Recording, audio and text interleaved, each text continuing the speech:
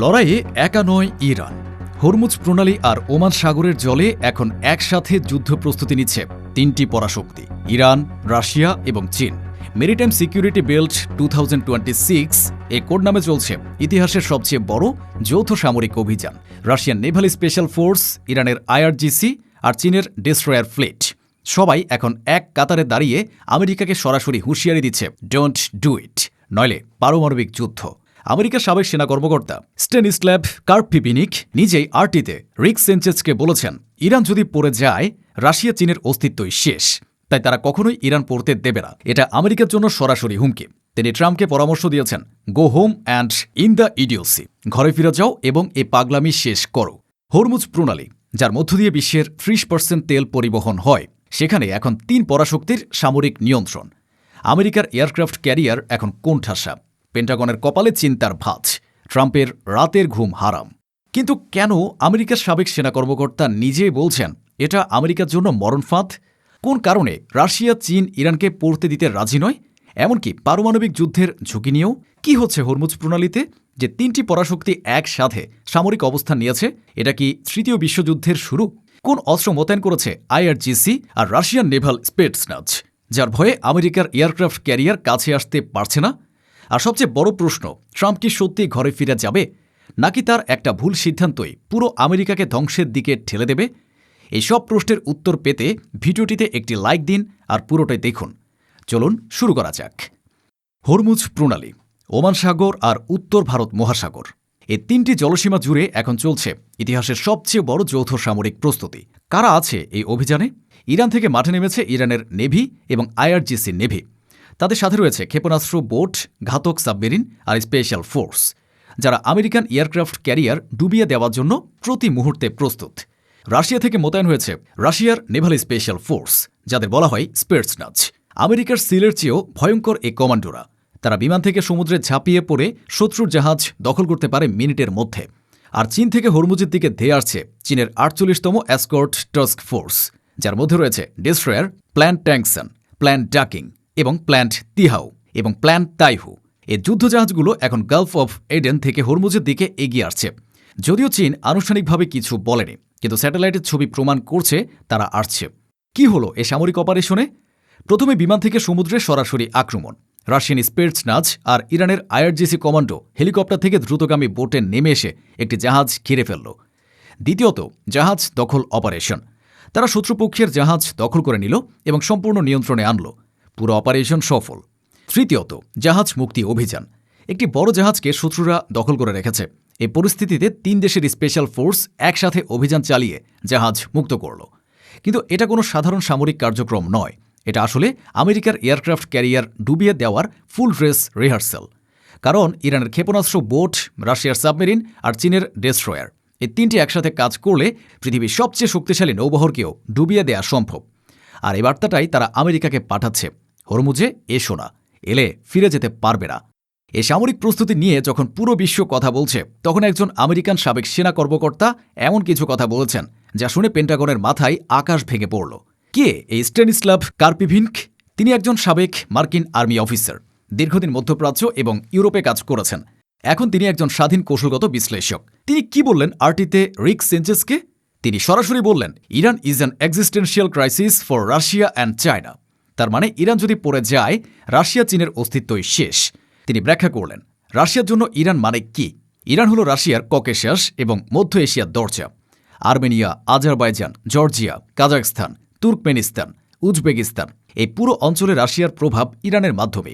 Iran না থাকলে Russia মধ্যপ্রাচ্যে একেবারে বিচ্ছিন্ন হয়ে যাবে। চীনের জন্য ইরান মানে কি? ইরান হল চীনের বেল্ট অ্যান্ড রোড ইনিশিয়েটিভের হৃৎপিণ্ড। চীন তাদের $1 ট্রিলিয়ন BRI প্রকল্পে ইরানকে কেন্দ্রীয় হাব বানিয়েছে। ইরানের মাধ্যমে চীন মধ্য এশিয়া থেকে ইউরোপ পর্যন্ত পৌঁছাতে পারে। ইরান পড়ে গেলে BRI ধসে যাবে এবং চীনের বৈশ্বিক প্রভাব শেষ।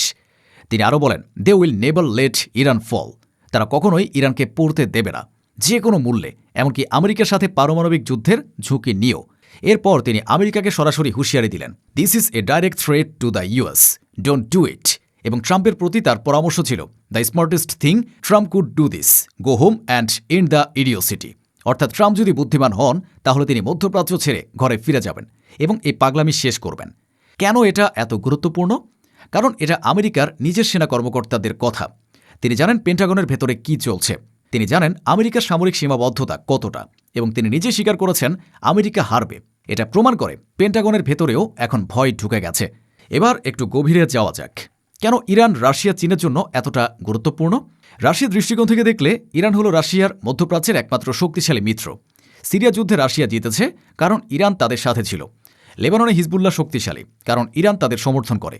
ইরাকে শিয়া মিলিশিয়া আমেরিকাকে বের করে দিয়েছে কারণ ইরান তাদের সাহায্য করেছে। এছাড়া ইরান রাশিয়াকে ককেশাস নিয়ন্ত্রণ করতে সাহায্য করে। আর্মেনিয়া আজারবাইজান যুদ্ধে রাশিয়া মধ্যস্থতা করতে পারে কারণ ইরান তাদের পেছনে আছে। আর সবচেয়ে বড় কথা, ইরানের মাধ্যমে রাশিয়া মধ্য এশিয়ায় প্রবেশ করতে পারে। কাজাখস্তান, তুর্কমেনিস্তান, উজবেকিস্তান এই দেশগুলো রাশিয়ার প্রভাব বলয় রাখতে ইরান অপরিহার্য। ইরান পড়ে গেলে রাশিয়া মধ্যপ্রাচ্য এবং মধ্য এশিয়া থেকে সম্পূর্ণ বিচ্ছিন্ন হয়ে যাবে। চীনের দৃষ্টিকোণ থেকে দেখলে ইরান হল চীনের বিআরআই প্রকল্পের মেরুদণ্ড। চীন তাদের $1 ট্রিলিয়ন বেল্ট অ্যান্ড রোড ইনিশিয়েটিভতে ইরানকে সবচেয়ে গুরুত্বপূর্ণ হাব বানিয়েছে। ইরানের মাধ্যমে চীন পাকিস্তানের গাদার পোর্টে যেতে পারে, আফগানিস্তানের খনিজ সম্পদ আনতে পারে, মধ্য এশিয়ার তেল গ্যাস ইউরোপে পৌঁছাতে পারে, তুরস্কের মাধ্যমে ইউরোপে প্রবেশ করতে পারে। ইরান না থাকলে বিআরআই ধসে যাবে এবং চীনের বৈশ্বিক প্রভাব শূন্য হয়ে যাবে। এছাড়া ইরান চীনকে প্রতি বছর সস্তায় তেল সরবরাহ করে।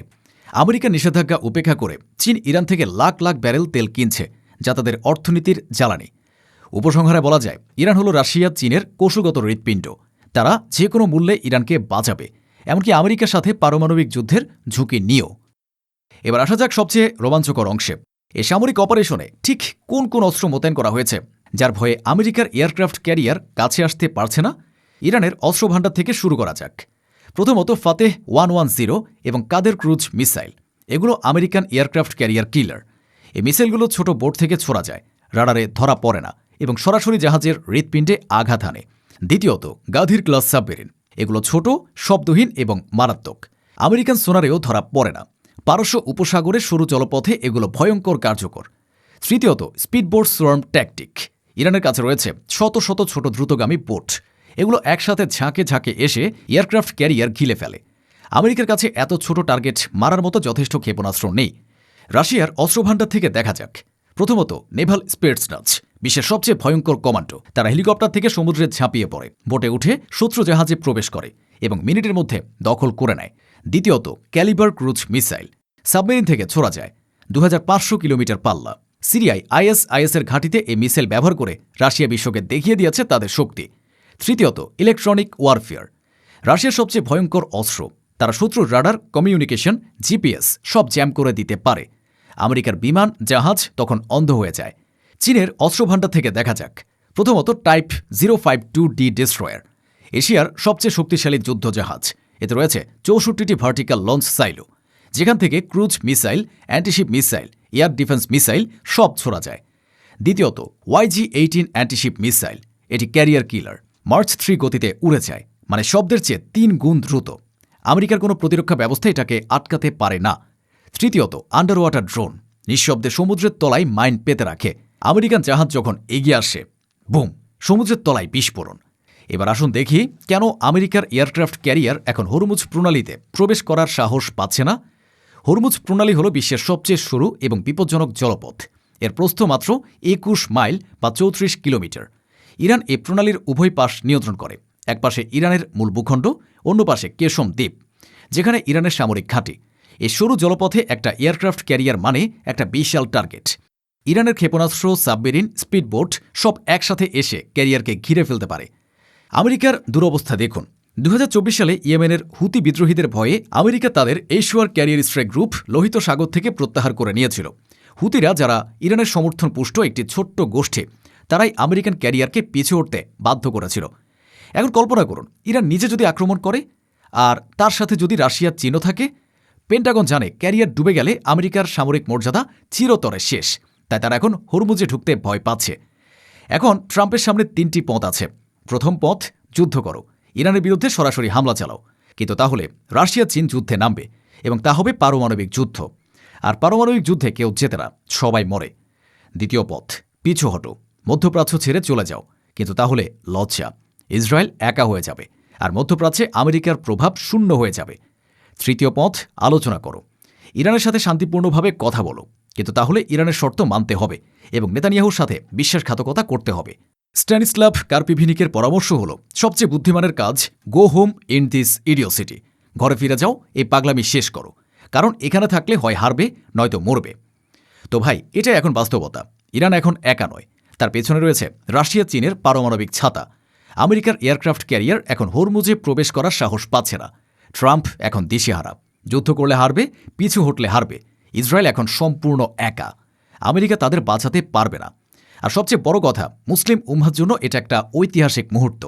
আল আকসা মুক্তির পথ এখন দৃশ্যমান। এখন আপনার মতামত কি? ট্রাম্প কি সত্যি ঘরে ফিরে যাবে, নাকি তার অহংকার আমেরিকাকে ধ্বংসের দিকে ঠেলে দেবে? কমেন্টে জানান। ভিডিওটি শেয়ার করুন যেন সবাই জানতে পারে ইসরায়েল আমেরিকার পতন এখন শুধু সময়ের ব্যাপার।